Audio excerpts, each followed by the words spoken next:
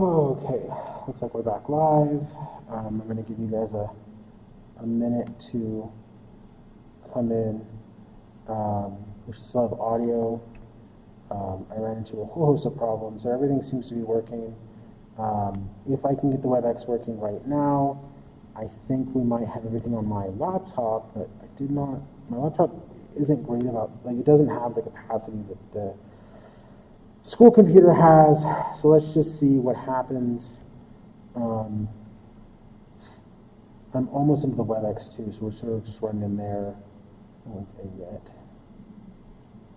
All right, so.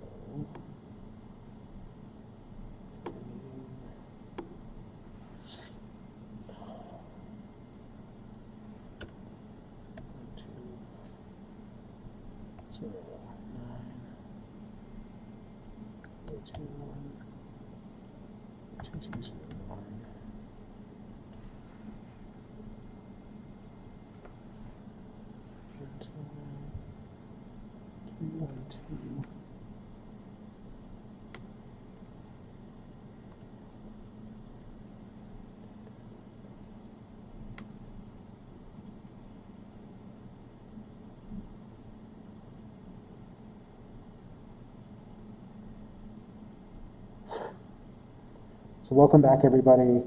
I don't know why, but the WebEx is just not working on any device. If you are in the WebEx, I apologize. Classroom services didn't come by, so it's not something we're going to be able to solve right now. It is something that should be happening soon. Oh. No. It's just not working.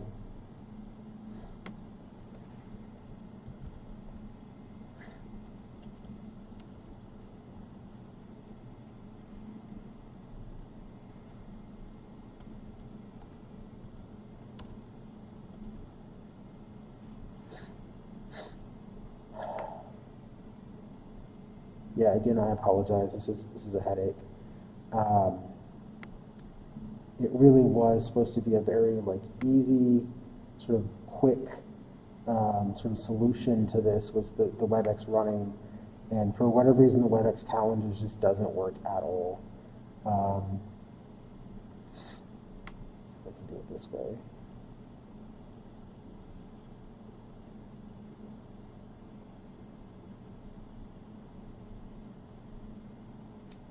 Okay, yeah, I apologize. If you're in the WebEx, it's just not going to work today. You still have the other two ways to contact me, right, through the chat window in Web Campus if you have a direct question, and then I was on the phone for an hour trying to work with them, so I apologize. I'm going to put up a WebEx video between now and next Friday. So I'm going to open up a channel. If you get a notification, just ignore it. I'm not expecting you to join in. I'm just going to get it working with IT so that it's available, because I think all of this is fine. Just being able to contact directly rather than chat, I think, is going to function better for some of you. All right, before I delay any more, get us any more behind, right? We're already significantly behind, and I don't see that being a problem. There's a couple lectures we can get through differently. If you can't hear me, let me know. I've got just piles of technology here. If there's anything else, the slides are all available, so feel free to, there's the lectures, and there's your readings, but also if you just want the PowerPoints, they're all available if you want to combine them into one file before an exam, anything that you want to do, right? Any file that I post, you can use at any point, right? It's always available to you. All right, so now let's talk about these 5 types of comparative politics. Let me hold on. Let me make sure that we have a good amount. Okay, so there's people in.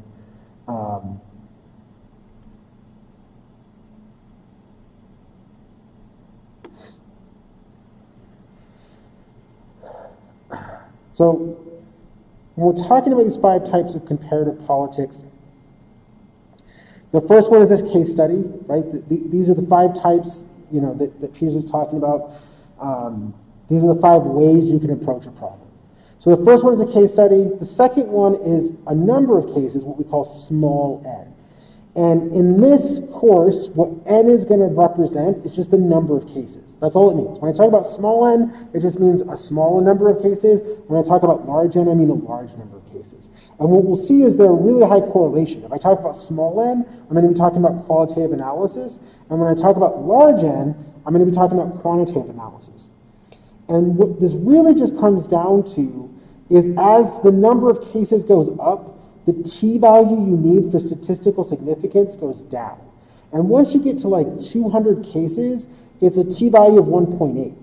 And it follows this slope, and I'm going to, backwards hands, right? Just do it this way. So here, if you have one case, you need a really high t-value. And as you get more and more cases, the value of t drops down. But then around here, what happens is it levels out, right? It has this sort of swooping movement, right? And once you get to 1.8 t-value, which is, t-value is a value that if you have higher than, it shows statistical significance at some level. So at one case, it's like you need like 80 as a t-value. At 200 cases, you need 1.8. And the reason for that is as you have more and more cases, you can sort of get closer to a value that shows significance. And so without a high number of cases, qualitative analysis just doesn't work. Quantitative, excuse me. You can't do statistics if you only have 10 cases. It's going to be very difficult to find significance. But if you have 1,000 cases or 200,000 cases, then it's going to be easier to find significance if it's there, right? The significance still has to be there, but it's just very difficult. So when you have a limited number of cases, you're looking for similarities. Then you have a third way to approach this, which is classification. So you're trying to find a typology. You're trying to find all these characteristics that mean a certain classification, like a democracy or an autocracy. And then within those classifications, what can we learn about them? What specific aspects are sort of unique to them? What variation exists among all democracies, right? Are certain democracies more representative, where they have elected officials? Are they more direct, right? Nevada has direct democracy, we vote directly, right? So the characteristics can be different within a category. The fourth group is analysis about geography or development. Sometimes we talk about African politics or Western European, conditions, or developing states. Doesn't always have to be geographical. Sometimes it can be something in. Or they happen to overlap. African states and former colonies overlap a lot. But if you look at former colonies, they behave differently. They can be grouped developmentally. They can sort of be grouped in. And we're not developing a category. We're not saying that former colonies is a category. We're saying that it's a shared sort of developmental state or a shared history that lets them be treated as one group. And the last part is analysis of the entire system. Let me move myself so, nope.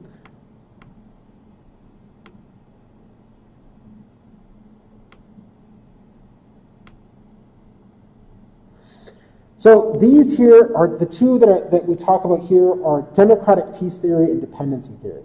And these are world systems theories. The first one is democratic peace theory, and this is very simply just sort of states that democracies, especially liberal democracies, they tend not to go to war with each other for a whole host of reasons that we'll talk about later, right? If you're in a system and it's more democratic, you should expect less war.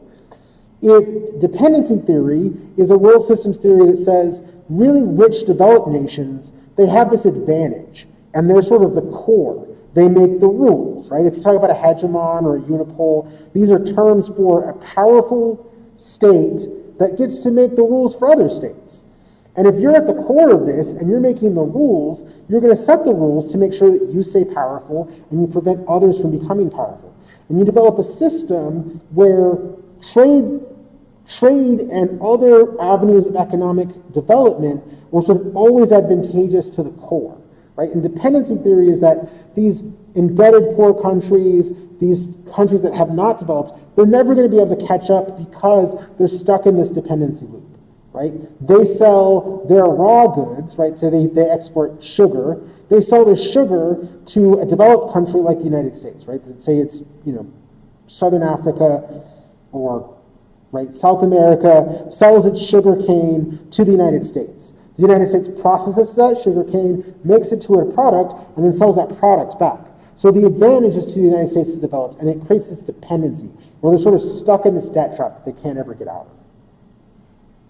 And so that's another level of analysis, and that's the entire world system. And we won't spend as much time on that as we do the other cases, just because it overlaps a lot more with some other sciences and disciplines. So we're talking about a single case study. The first part about a single case study is that it's very thick in description, right? It is about the institutions and the regimes and the culture, and it's also insufficient. If you just talk about one case, that's not really a scientific endeavor, right? That could be a history text, or a history text can be scientific as well. I don't want to denigrate the history department. But for us, what we need is an implicit comparison. If you do one case study, one of the things that often happens, if you're talking about, say, the UK or France, one of the often implicit comparisons is the United States, right? You're like, I'm only going to talk about that case, this specific case. But when I talk about this specific case, like France or Germany or Italy or whatever, I'm implicitly, without stating it, implicitly just means without stating it, but making allusions to it, comparing to the United States, right? If I say, unlike other states, right, this state has, right, much more direct democracy, where people vote directly on issues rather than elect officials, right? That's an implicit comparison to the United Kingdom, right, and to the United States, which are often points of comparison. Now, you can also have within comparisons, and these are in Lebanon, in the Netherlands, these are very obvious cases. In Lebanon, we would say, unlike the norm, you have two groups that live there that have deep cleavages. I apologize if it's wrong, but the two major groups are Maronite Christians and Muslims. And I know they're Maronites because it's important for some other aspect, right? But it just so happens that you Christians and Muslims, they are different, and they have deep-seated cleavages that have existed for a long time. And what makes them unique, that they can be a single case study, is unlike other states, what they have come to is a form of consocialism. Consociationism. Oh, okay. Using that word with the mask is problematic. But what they came to was what's called a power-sharing agreement. Now, they used a census. A census is a count of all the people, and they found out when a number of years back that there were more Maronite Christians than there were Muslims. So the Muslims had a big part in government, but the Maronites had the president, right? That was the exchange, right? They shared power in the legislative body, but because there are more Maronites than Muslims, the Maronites held the presidency, the executive. Now, they haven't done a census since then because Arabs culturally have more children than Maronite Christians were having, so they did another census that would have to change, and there are some issues with that as well. But this is a unique case, and we don't have to explicitly say this is a unique case because it's a unique case. The Netherlands is the same way, but instead of religion, you have other cultures like language, right? You have the Flemish and the Dutch, right? They speak different languages, they have different cultures. It's not all religiously driven, but they have deep-seated cleavages. And deep-seated cleavages means they have really hardwired issues that they don't agree on, right? That they don't necessarily like each other, that they have reasons to dislike each other, that they have a violent past where they can blame each other for different issues, right? All those factors come into play.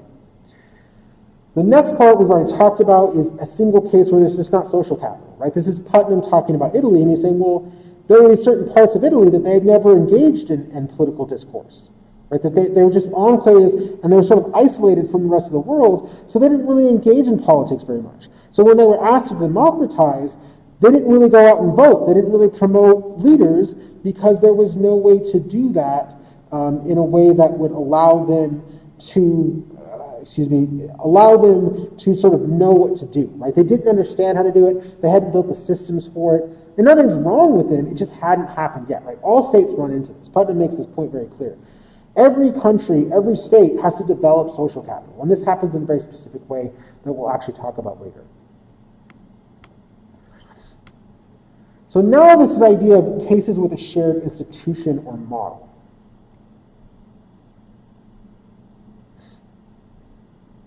And remember, you can always go back. Screwed up somewhere. Okay. So we're talking about cases that have a shared institutional model. We'll talk about certain types of institutions, right? Liberal democracies, how they behave, whether they have a congressional system, whether their legislative branch has its own independent power, which we call transformative, or whether it's a procedural right. In the United Kingdom, the Congress, their legislative branch, they don't have a Congress, they have a parliament. Their parliament doesn't have independent power, right?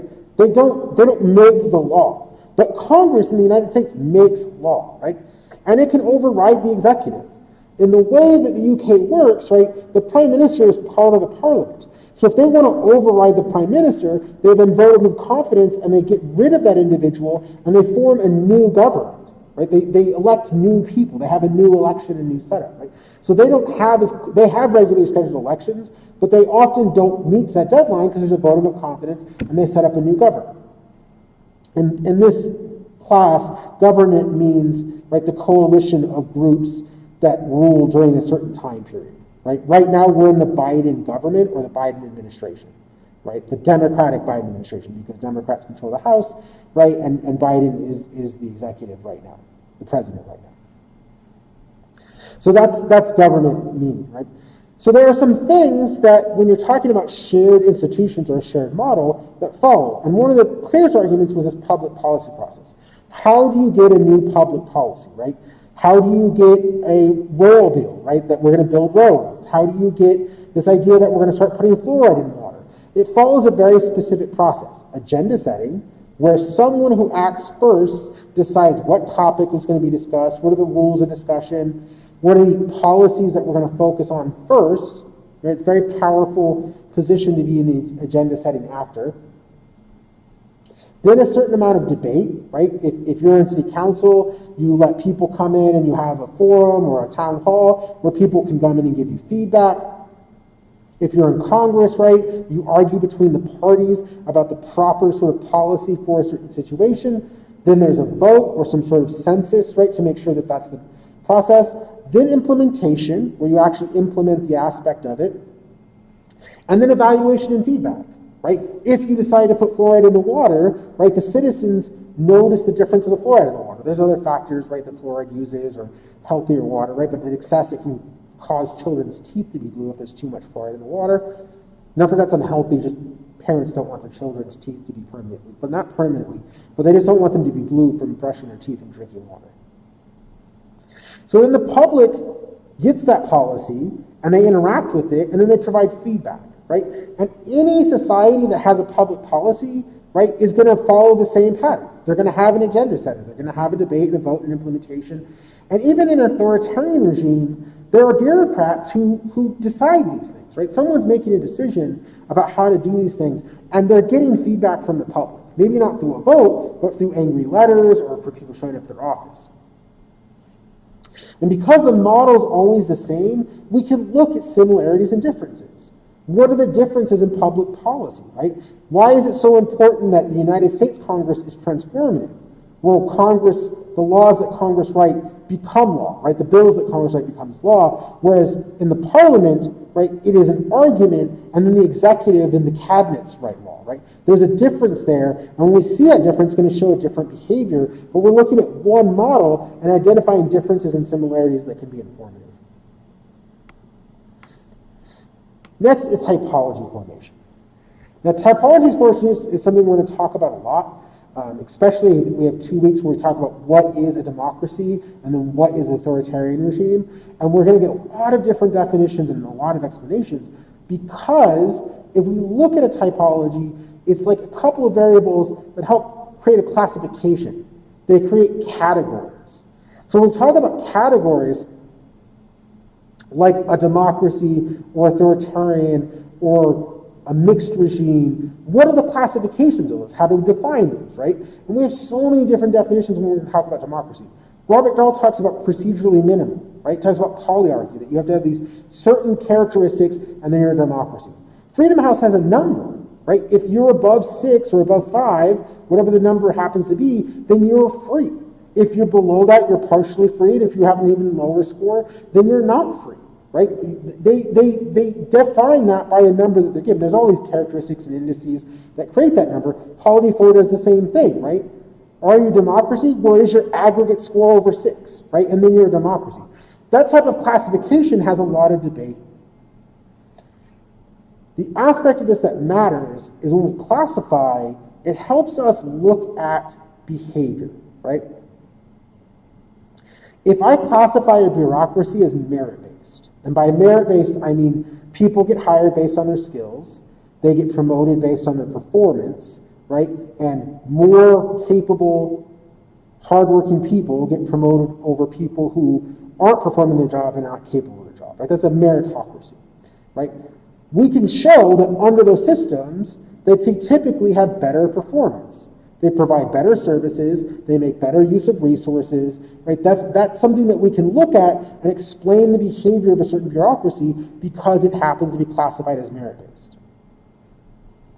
The other type of typology that we see a lot is this idea of it's either X or it's not, right? And this is going to happen a lot when we talk about democracy. We have all of these things to define a democracy. But what you will often see when we're talking about what is an authoritarian regime, you fall into this sort of gap where you say, okay, well, if a democracy is an X, authoritarian is a regime that is not X, right? It's either a democracy or a not, and the not happens to be authoritarian regime. Well, that's going to be problematic for us, but in some cases, that can be a very useful classification. Is it a democracy or not? Okay, it's not a democracy. Well, now that we know it's not a democracy, what can we define it as, right? So it can be useful, but also it's problematic in comparative politics, because we often talk of democracies and then states that are not a democracy. And this ties into this idea that being a democracy is an absolute good, right? Every country wants to be a democracy because of the benefits, right? And so therefore we should talk about democracies and not democracies. And so there's some normative aspects and values coming into play there.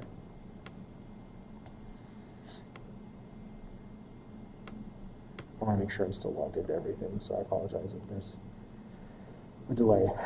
Plus at some point I need to catch my breath. Okay, so the next part is regional statistical analysis. This is the geography. So we're going to talk about one region. Often we call these area studies, but area studies is going to come up again. That's why I'm not worried about introducing right now. The areas that we focus on a lot are Western Europe, Africa, Middle East. And sometimes we talk about MENA, M-E-N-A is a MENA, it's Middle East and North Africa as one region, and then Sub-Saharan Africa. So not right. North Africa is Algeria and Tunisia and Egypt and Libya, and those are actually predominantly Muslim. They are next to the Mediterranean, right? They border near Europe, right? They have different interactions. And then below that, in Sub-Saharan Africa, is where you get away from as much Muslim dominance, right? And not in any stigmatized way, I'm not making them wrong, but they're just less Muslims as you move south, right? It takes hold where the culture and the people is very different. The number of languages is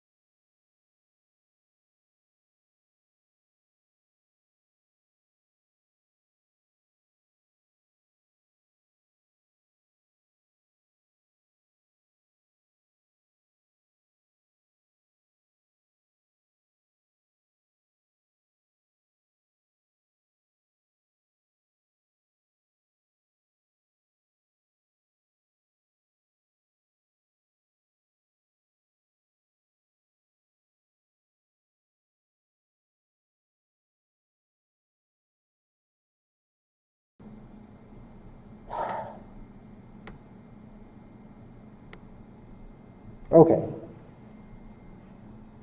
You can hear me now? I think there's a little bit of delay, so I apologize.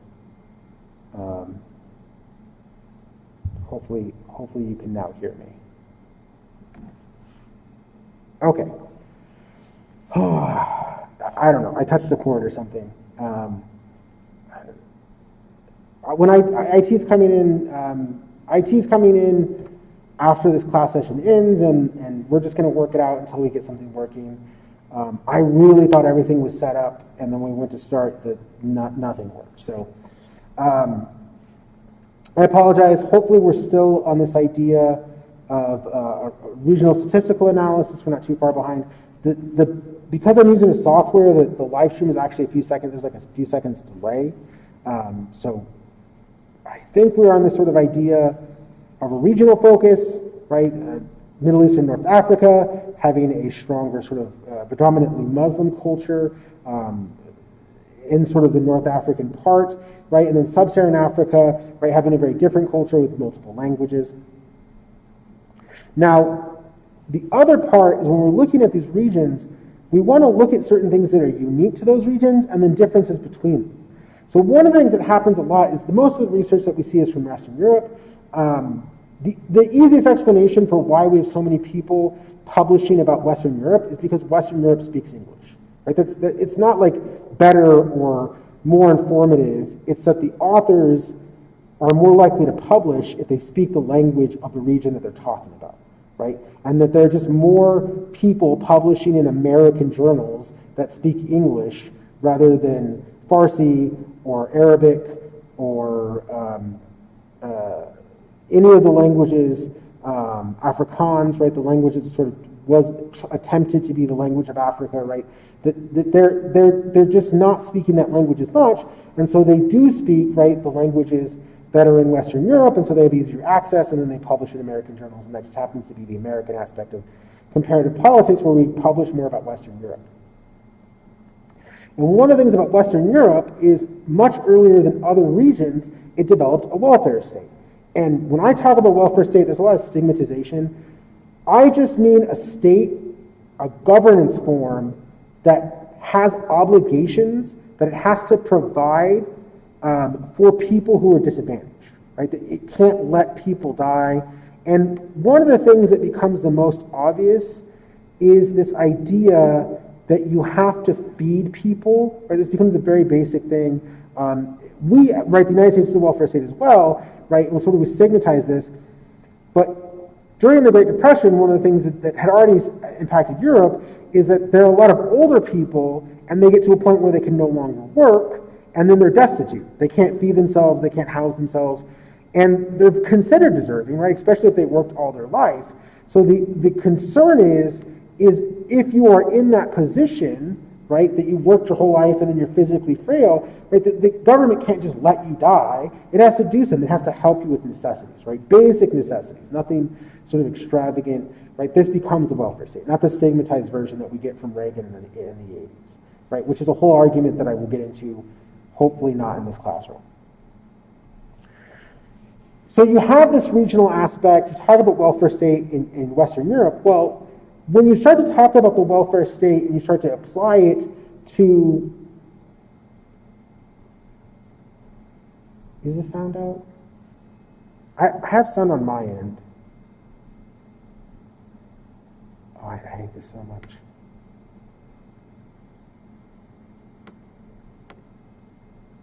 Still no sound?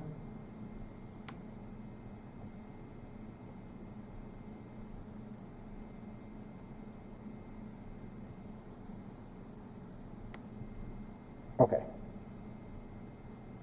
Yeah. Like it shows me that I'm producing sound, so hopefully if some of you can't hear it, it's like just a cutout. Okay. I honestly, I hate that it's a sound tech, but I'm actually very happy that you guys are here and sort of interacting with it. I know I'm throwing a lot at you today. I promise there'll be more and more review as we go forward. So, Kina, if you're still having sound problems, just message me, and we'll see if we can figure out afterwards. Specifically, if it is on your end, it might be a connection problem. If it's not, then I might, for whatever reason, it might not be coming through on your end for some reason. But if it continues that way, it'll post later, and I'll communicate with you in the process. We're running out of time anyway, so it'll be the last 30 minutes. Obviously, we're way behind of where we need to be, but I really want to get this foundation with you, and you'll see the more we know about this, the easier it is. Okay, so when we're talking about this welfare state, and we try to apply it to other places, right, we want to look at other regions, and we start talking about the welfare state in Africa, well, that means something very different. In the welfare state in Africa, it's much more likely that the government gives you a job than necessities, right? One of the ways in which governments stay in power is they provide a lot of their supporters with jobs. And that's a very different process, government jobs, but they provide them with a different process. So we start doing them together, this is where we get conceptual stretch, and it can lead to conceptual confusion. And conceptual stretch is where I say two things are the same, but I make the definition so broad that it's very difficult to get any sort of anything from it, right? That if I make it too complex, it doesn't apply to certain cases. If I generalize it too much, it doesn't really provide a lot of explanatory power, right? For those of you who go into political science, right, one of the things that you'll learn is this definition of a regime, right? Krasner's definition of regime is so vague that when you think about it, you're like, well, how much information does it really give me? But it's so vague that it includes all regimes. Well, do we need to include everything for this, right? So we always worry about conceptual stretch.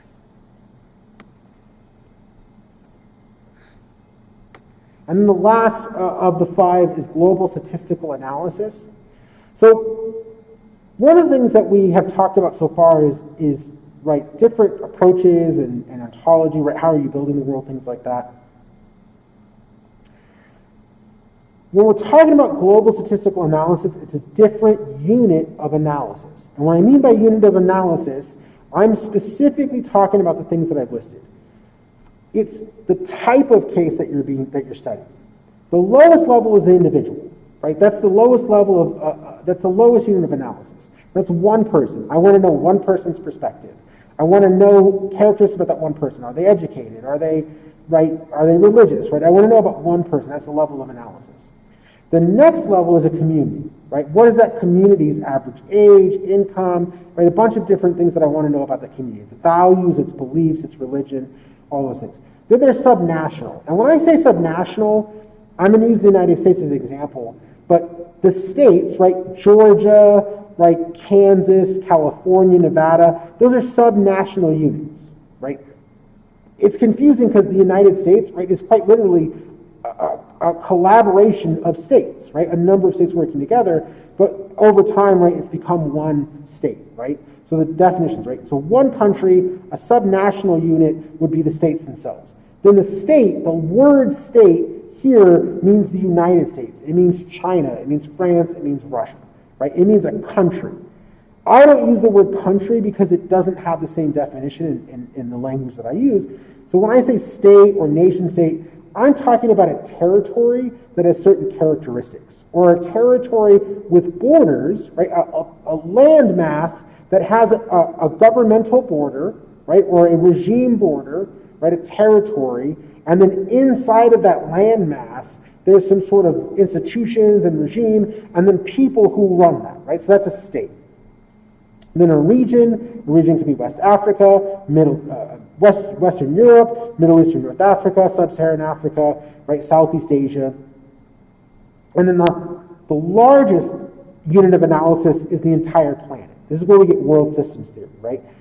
I'm going to treat the entire world as one thing. That means my n, my number of cases, is one, right? This can limit some information, but it does help at times talk about the world as one case, right? How does the world work? Not how do states in the world work, but how does the world work? In global statistical analysis, the unit is still a nation state, right? We're still talking about a state, right? And state is territory defined by a border, but it doesn't have to reference the identity of the people. So when I talk about a nation, I'm talking about a group of people, right? The Kurds are the best example of this, right? The Kurdish nation actually exists in 3 different countries. In the north of Iraq, you have Kurds, right? And then into Turkey and Iran, you have Kurds, right?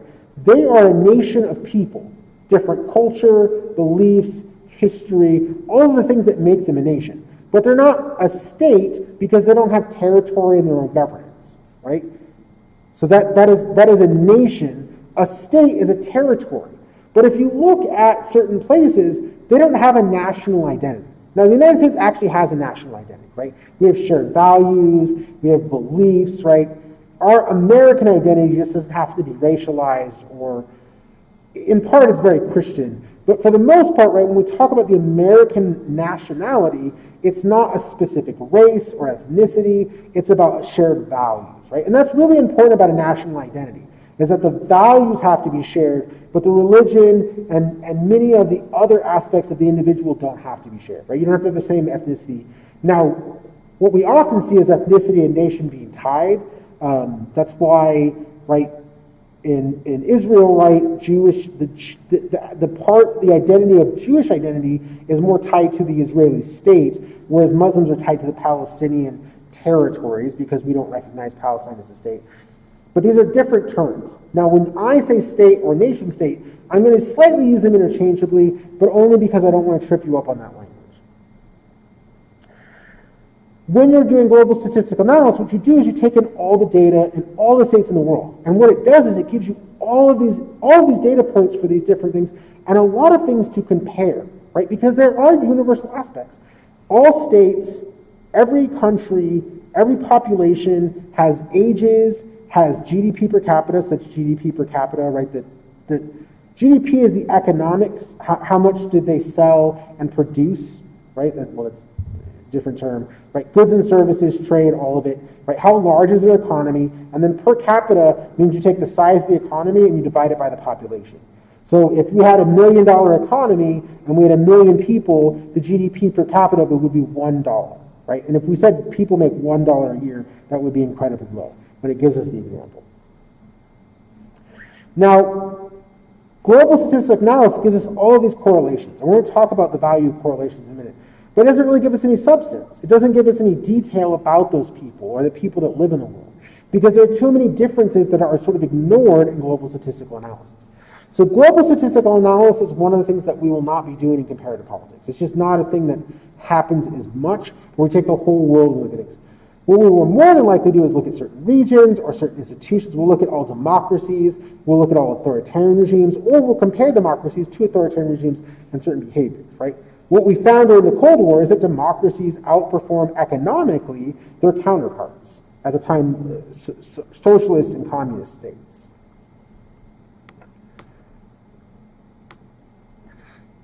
All right. So a note about statistics. A lot of people now want statistics in publications. So what they often do is say, oh, you need to have statistics to sort of show evidence. But what people don't understand is when you run a statistical regression, when you run regression analysis, you get correlation. How much do the variables interact, right? Does one increase when the other increases? And then significance. Is there a statistically significant relationship? That suggests a causal relationship, but statistics doesn't prove cause and effect relationships. Even if you have statistical significance, it just means there's a reason why they're interacting together. But there are things that can happen in between. There can be an intermediate variable. There could be a confounding variable. So when looking at this, you can't just say, I ran a statistical regression, it showed significance, therefore these things have a causal relationship. You need other things. And one of the things we need to see, which I'm arguing, is observation, looking at the literature. What do the other people say? What does Theda Skocpol say? What does Barbara Geddes say? Right? These are big names that we'll talk about later. What do they say about this relationship? And then look at the theories. How did we craft the theory? What are the arguments why we would expect a cause and effect relationship? If you make a well-grounded argument that you should see a cause and effect relationship, and then you see it in statistical analysis, that's a really good support for your argument. But you have to make the theoretical argument, otherwise the regression doesn't show anything.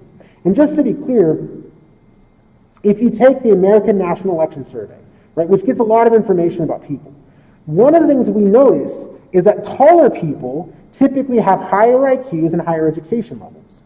But that doesn't mean taller people are smarter. What we know is that if you're taller, you're more likely to get certain advantages, access to certain things. And I don't mean this like in a stigmatized way. I'm 5'8", it doesn't matter to me, right?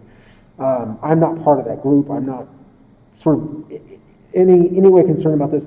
But if we just look at the statistics, we would argue that taller people typically are smarter. But that's not really the case. The other part is this intervening variable. What happens before they're tall or they're smart is nutrition, right? Taller people typically had better nutrition at a younger age. If you have better nutrition and better food at a younger age, not only do you grow taller, but you're given the nutrients necessary to study and learn and be more clear-headed in school, right?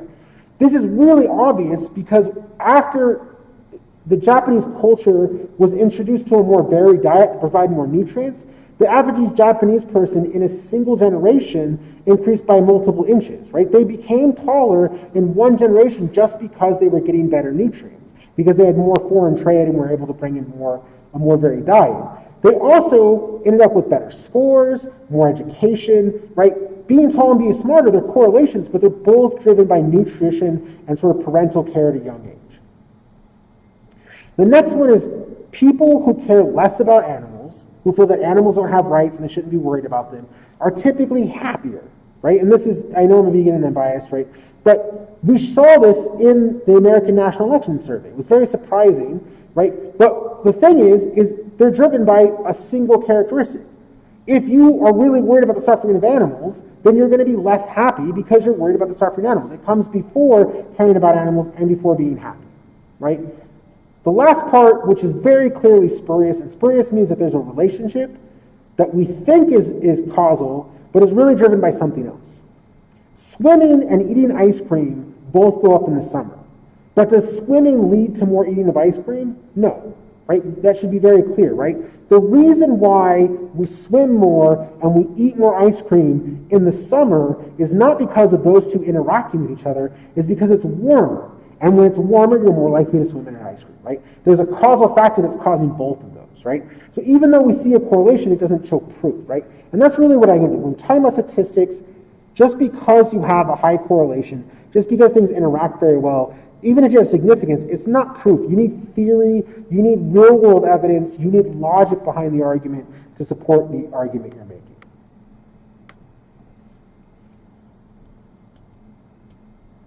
I gave you guys way too much. Okay. So in Peter's chapter, the next part he talks about is the content of the comparisons. The first is that typically we're talking about cross-national, just between two or more nations. It's typically the case, but a lot of research, as we looked in the Monk and Steiner piece, is a single case. So when we're talking about this, if you only have an N of one, if you only have one case, it's hard to provide a lot of evidence for an argument. And one of the things that's missing for a lot of individuals who are doing this research is that they could break a single state, right? You could break the United States into its 50 component states. And then instead of an N of 1, you would have an N of 50, right? And an N of 50 is much better.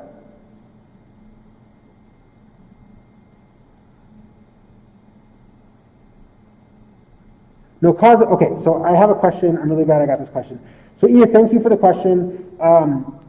You can have cause and effect. You can show cause and effect in comparative politics. You just can't only show it with statistics, right? If you say, right, that there is a statistical significance of two things interacting, and we have a real-world case where those happen, and my theory points that when social capital goes up, the likelihood of democracy goes up, right? I've made the theoretical argument, it's in the literature, I have a real-world example, right? As Italy got more social capital, as they got more involved in politics, they became more democratic, that's a real-world example. And then I ran a regression, that was proof, right? But statistics alone is not proof of a causal relationship. If you have all the other factors, they can be. And in fact, even without statistics, you can show a causal relationship. If you make a strong theoretical argument that's supported by the literature, and then you show a real-world case, which we'll see in Theda Skocpol, she's going to do this very well, she's going to show, I have this argument for what is necessary for evolution. Here are cases where these things were present and a revolution existed. That is a strong argument, and I don't want to use this word prove, right? Prove is a word that we don't like, right? In mathematical terms, a proof means something very specific. But the evidence supports that cause and effect relationship without statistics. The point I was trying to make is that a lot of people think, oh, I had this regression, it showed significance, that's enough, right? But statistics doesn't actually prove, it supports.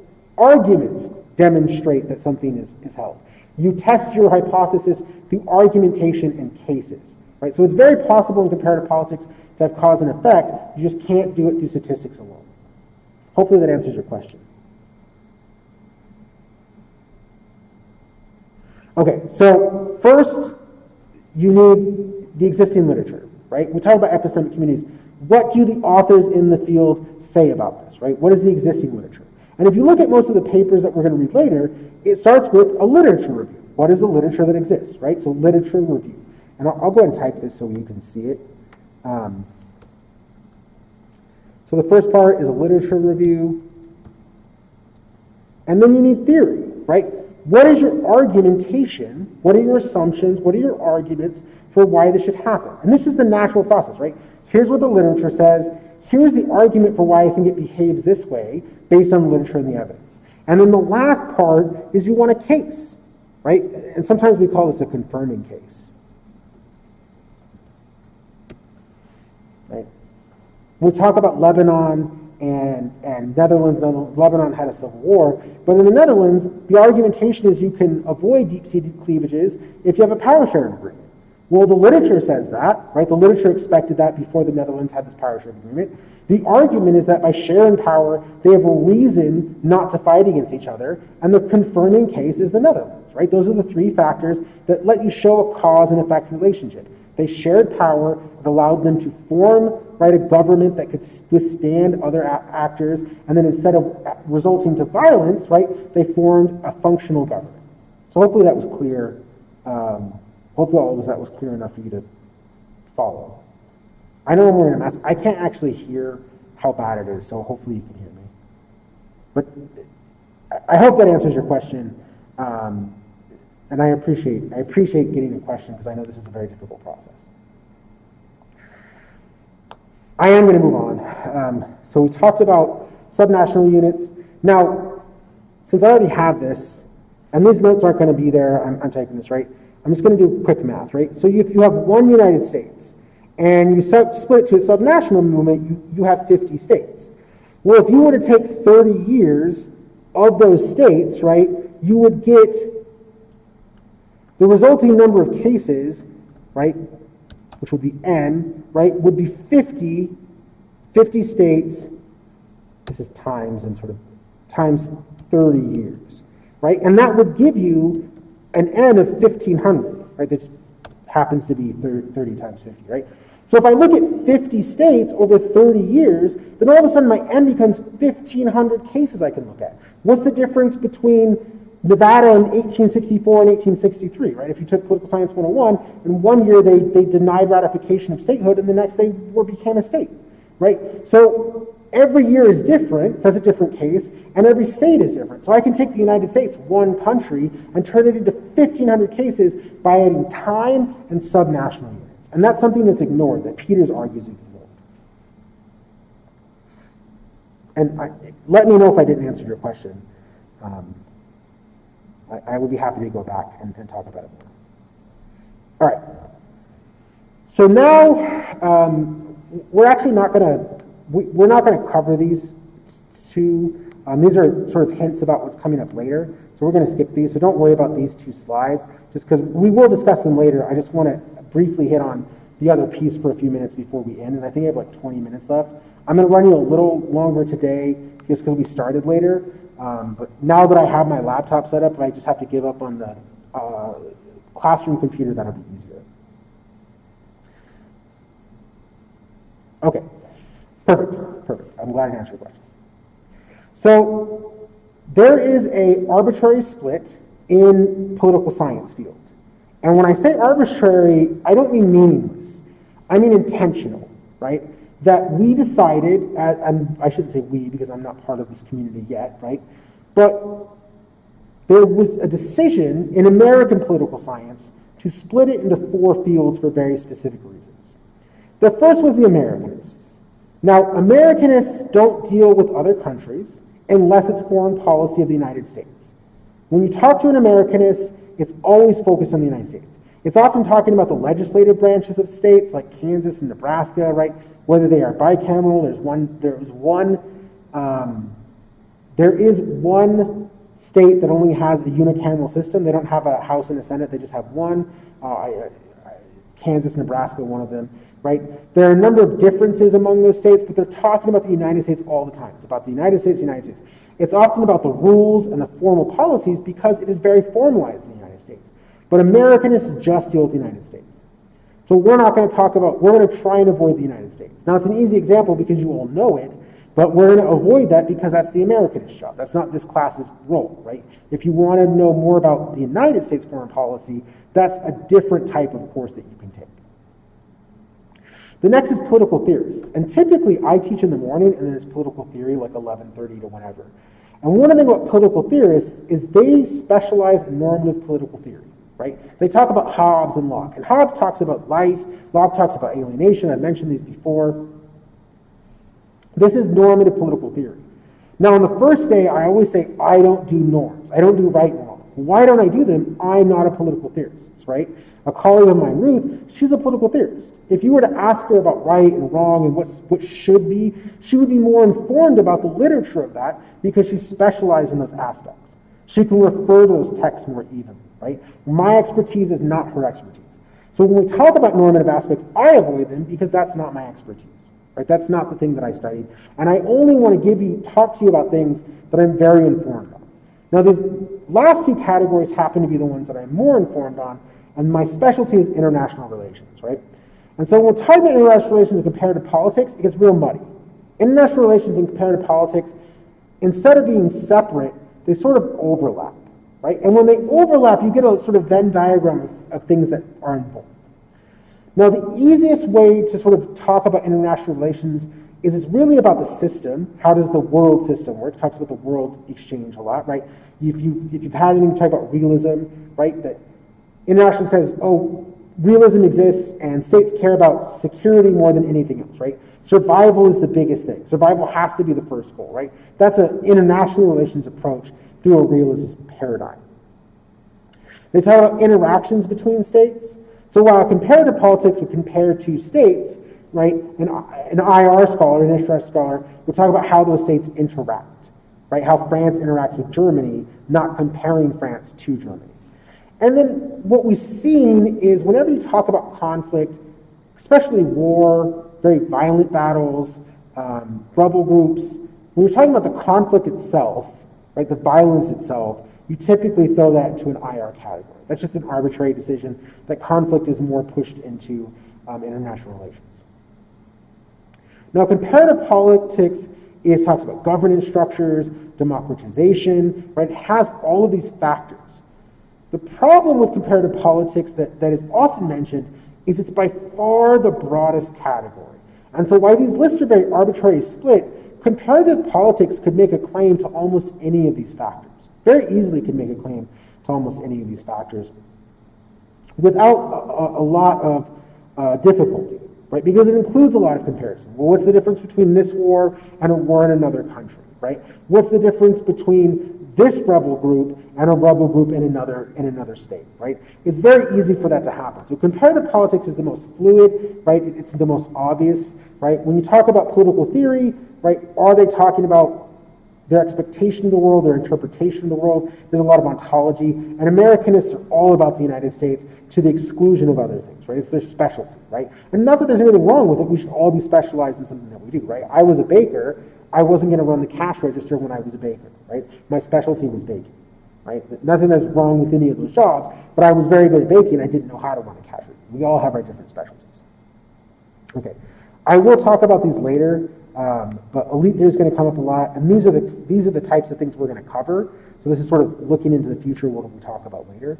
But for now, if I can just do that, I can go into, nope. Can I jump this? Okay. How do I get it?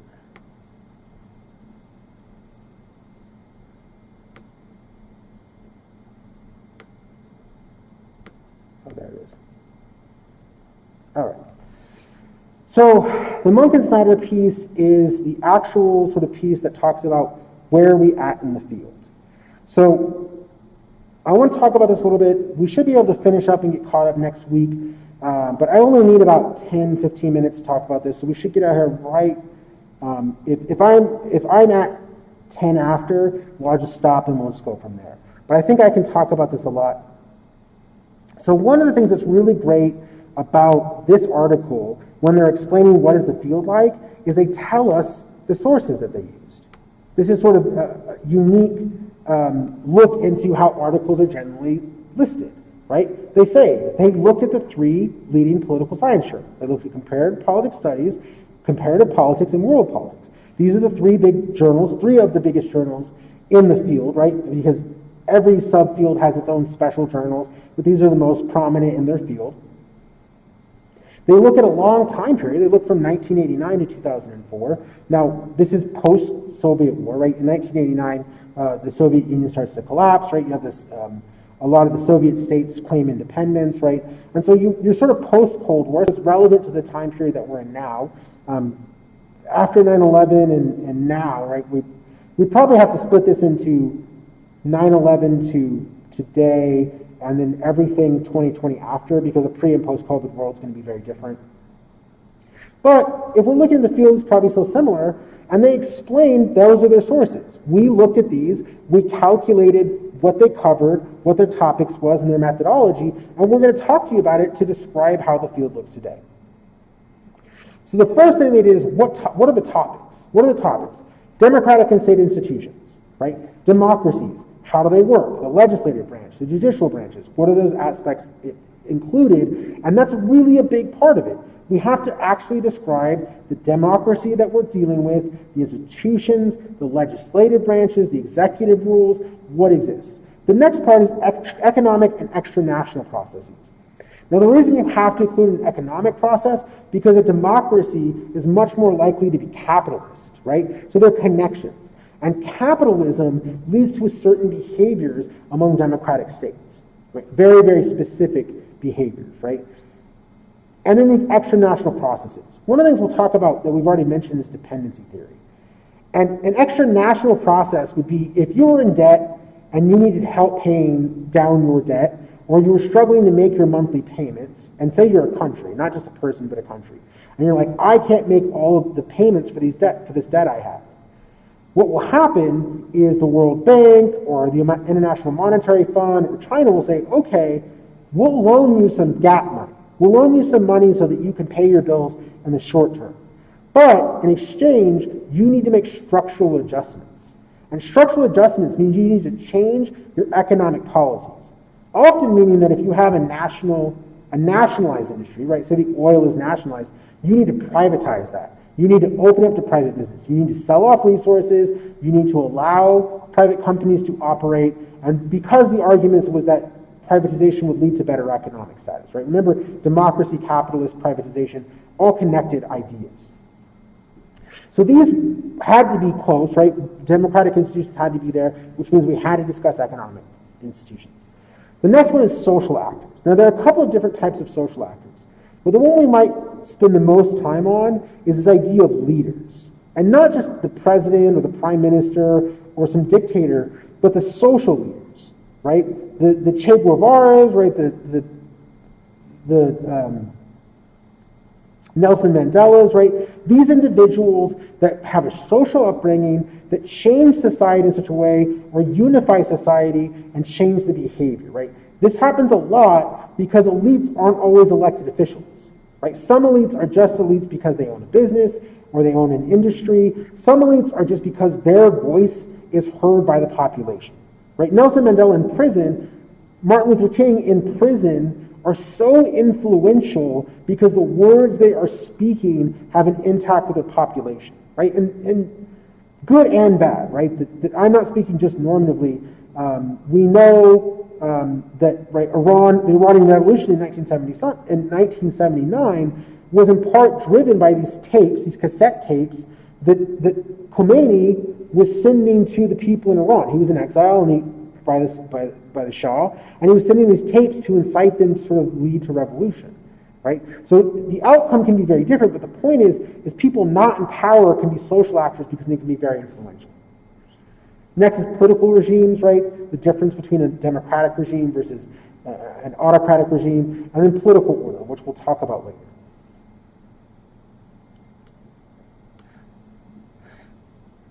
So now we're going to talk about the three different debates. So the first debate is about paradigm. And a paradigm is this core assumptions, values, beliefs that guide research. And when you're setting up a paradigm, the one that is most common in comparative politics, or the most concern that people in the field had about, that I'm not going to stand here and say it's not really happening, is that rational choice theory would sort of dominate. So rational choice theory operates a very specific way, right? Individuals, they seek out the largest reward. The most they can get, right? What's the most I can get? And so we talked about how that works. Now, when we're talking about rational choice among individuals, right, we have to decide, are they purely rational? So now pure rationality would be calculate all the alternatives. So I'm going to use this example of you going to dinner, right? Let's say you want to go to dinner and just you, right? That you don't have to consider other people in the decision. You want to go to dinner.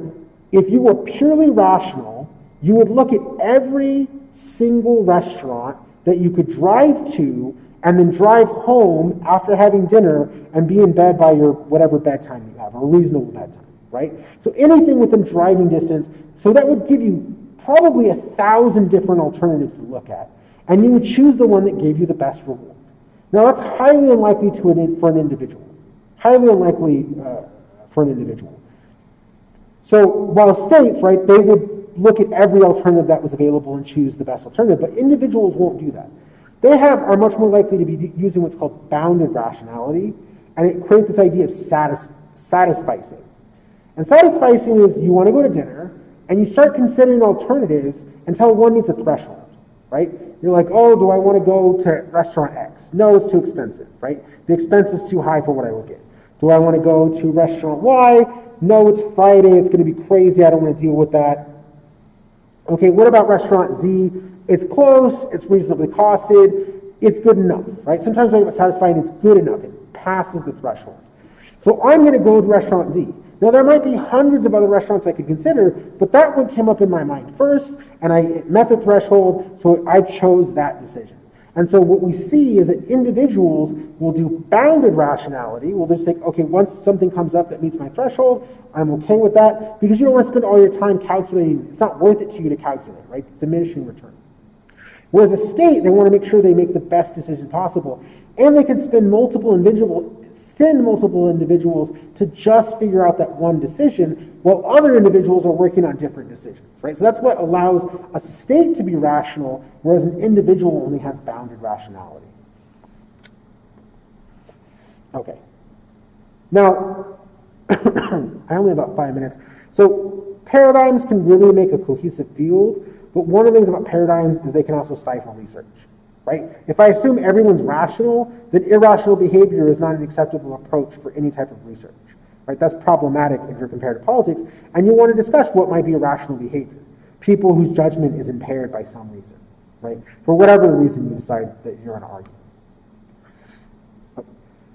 The next debate is this idea of grand theory versus policy relevance. Grand theory is just, let's explain the world. What is power? What is democracy? How does the world work? Right? These are big, grand theories. How do we understand these concepts and these works? Policy relevant is the opposite. How do I solve this specific problem for the specific decision maker? Right? What is my research going to tell someone who is in DC signing a budget on how many troops should be in a certain country, in country X or state X? Right? Policy relevance is immediate, it deals with decision makers, it is not grand theory.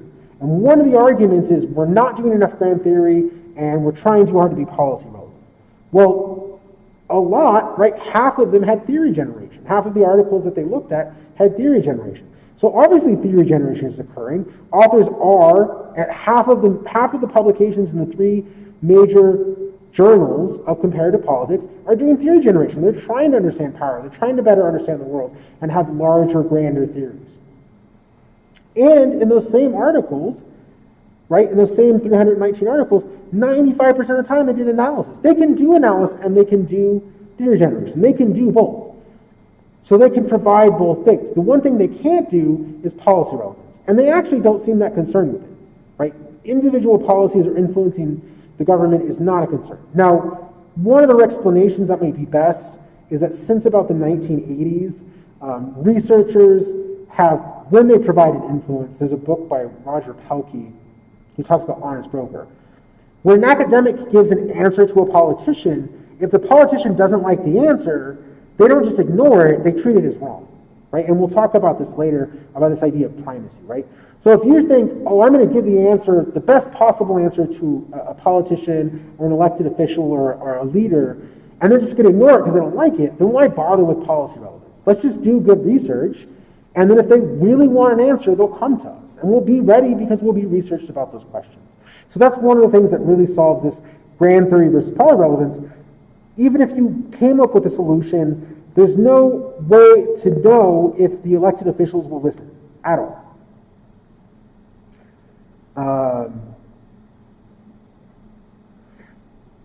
We'll talk about this later. I'm just going to skip into the last debate because I've got like 2 minutes. The last debate is about methodology, and we're going to come back and discuss this when we come back on Friday, which means we're only like not that far behind. I was so excited to actually have you guys see the slides and have access that I created way too much content for what could be accomplished in this one class, and then technology is fighting me the whole time. So this last part we're going to talk about, I'm going to give it about 30 seconds, is this idea of should we be using methodology in a way that provides more clear, empirically testable sentences, right? Hypotheses, excuse me. And the largest part that we find is that, yeah, there are some issues with the methodology, but not the issues that people think, right? It's not this fight between quantitative and qualitative, right? It's not quantitative is better and we should be using statistics and numbers, or qualitative is better because the descriptions are better and they give us better knowledge and understanding. Is that both of them have deep flaws that people aren't talking about, right? Statistics has a deep flaw where if you code a variable a certain way, it could just be wrong because you didn't understand how that variable needed to be codified from its words, its qualities, into a number. And in qualitative research, there's often a connection between the theory and the analysis using the same data. We talk about Italy as the reason why we think social capital should exist, and then we say social capital improved in Italy is why it got better. You're using the case for the theory and the explanation. And that's problematic when you don't have that, because if one is contaminated, they're both contaminated, right? And so that's going to become the thing that we talk about when we come back. I'm going to be in here a little longer. I might try to set up some WebEx, but if you want to text me, I'm in the Web Campus chat. I'm not going to be on the YouTube chat because it sort of ends itself, but I'm in the Web Campus chat. You can email me. I'm going to be in here for like the next hour. So if you have questions or if you want to try and set up a WebEx, I have my phone. I have so many ways to do that. We can try and do a one-on-one. I have office hours, so if you need anything, please contact me. Otherwise, you guys have been so great and so patient, and I promise as we move forward, the technology is just going to get better. IT still hasn't shown up, but we're going to keep working on this. And I think you guys like being able to see my face and the screen. And so I think if I could just add a WebEx component, you'll be able to interact with me face to face. So it's all there. It's just for whatever reason not working. And once I solve it, we should have a really great situation where we can move forward. This classroom is empty and it's got like 250 seats. So if you want to come in and talk to me, that's completely fine. I think instructors in classrooms are on the vaccination list. So we're about a month away. The only thing I will say is near the end of the semester, there might be some instances if we are really hitting vaccination goals, but I might want to see you more if you're struggling. But I would never ask you to come in right now if you don't feel safe, just because we are at sort of the height, hopefully the last sort of high peak of COVID. So be safe, be careful. I'm so glad you guys all showed up. And then if you need anything, please talk to me. Have a good day.